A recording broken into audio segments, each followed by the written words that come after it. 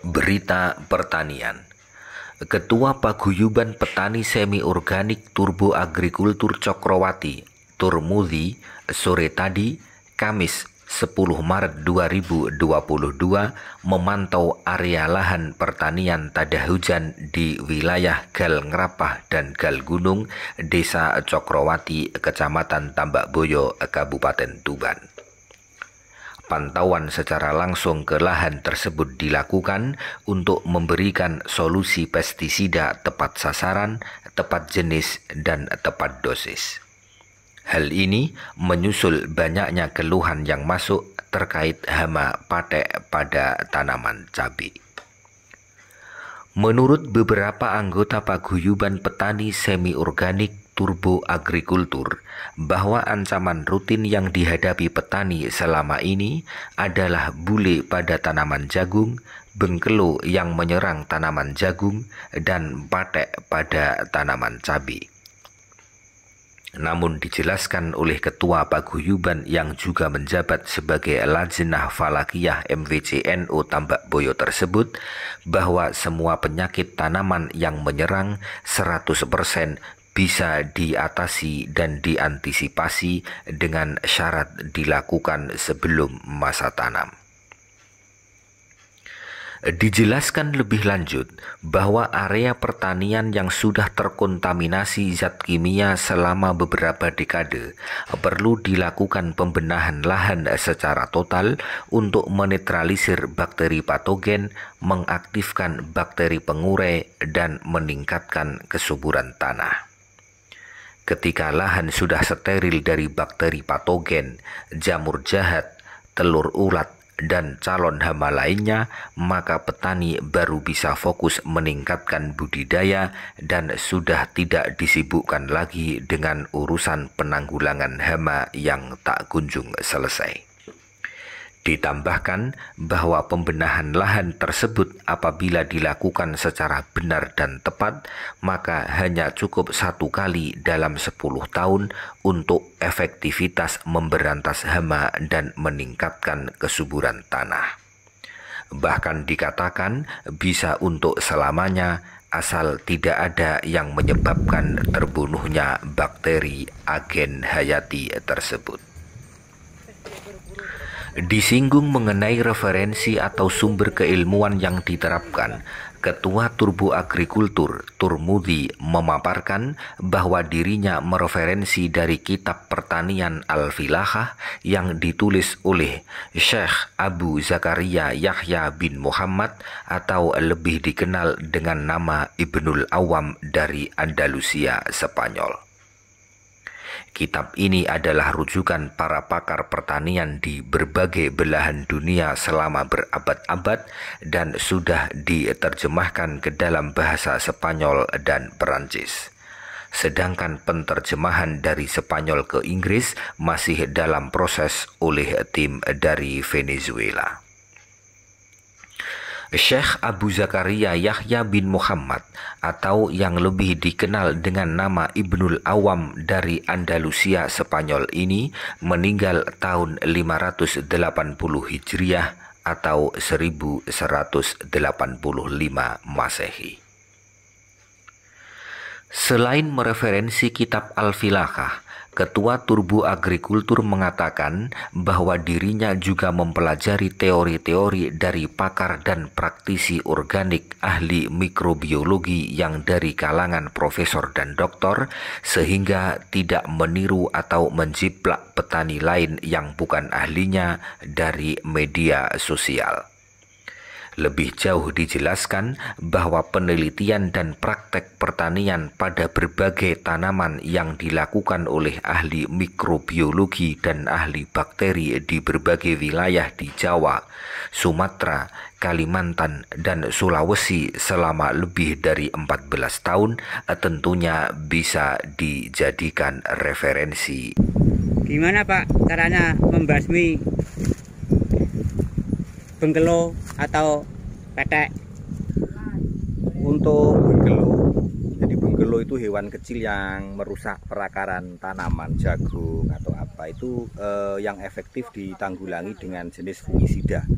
Jadi yang paling bagus itu harus fungisida metarhizium. Jadi metarhizium itu jenis fungisida jamur, tapi dia jamur ini nanti perang atau melawan benggelo itu. Benggelo dilawan dengan jamur. Nah, cara kerjanya adalah jamur metarhizium ini nanti menginfeksi hewan benggelo itu. Diinfeksi, walaupun satu titik terkena infeksi, 3 hari itu sudah rata, bahkan sampai bisa menembus ususnya sehingga benggelo-benggelo itu mati kaku. Itu cara kerja metarhizium.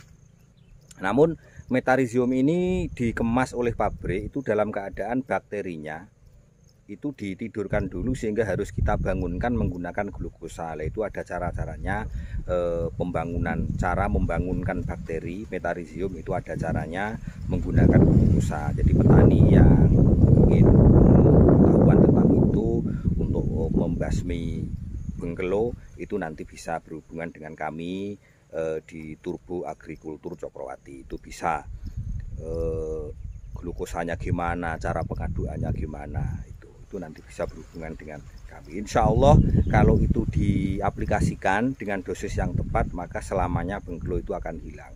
Bahkan sistem bakteri itu akan selalu membelah diri, berkembang biak dengan cara membelah diri, sehingga jamur yang untuk menginfeksi, membasmi benggelo itu nanti akan semakin rata di satu lahan penuh itu. Begitu. Untuk menanggulangi penyakit patek itu menggunakan 2 jenis obat, yaitu fungisida dan bakterisida, itu harus kerja bareng. Nah, untuk fungisidanya itu bisa memakai bahan aktif, memakai bakteri Trichoderma sama Gliocladium. Jadi itu dikombinasikan Trichoderma sp sama Gliocladium, itu efektif untuk menanggulangi patek.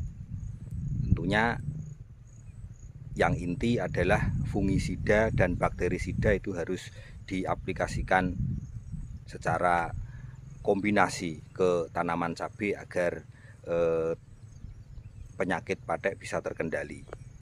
Beda, jadi meskipun di dalam kemasan itu tertulis misalnya metarhizium atau misalnya Trichoderma, sama-sama Trichoderma misalnya, itu nanti belum tentu dia efektif diaplikasikan ke lahan. Istilahnya manjur atau tidak itu beda, tergantung itu kepadatan bakteri, tergantung banyaknya bakteri yang ada di dalam obat itu, di dalam insektisida itu. Jadi misalnya Trichoderma di dalam kemasan ada yang 10/6 misalnya. Ada lagi Trichoderma di dalam kemasan 10/3. Ada lagi yang 10/12, ya tentu efektifnya berbeda. Kalau lahan di daerah Tuban, di daerah Jawa Timur, itu bakteri patogennya itu kepadatannya itu sudah 10/6 sampai 10/7. Kalau kita lawan dengan insektisida, meskipun itu menggunakan organik, menggunakan bakteri, tetapi kepadatan bakterinya itu hanya 10/3, maka ya kalah. Paling tidak kita menggunakan Trichoderma itu ya 10/8, 10/9 atau sampai 10/12. Itu baru bisa efektif begitu. Kalau kita pasukan musuh itu banyak, kita lawan dengan pasukan yang sedikit, ya tentu akan kalah pasukan sedikit dengan persenjataan sama tentunya.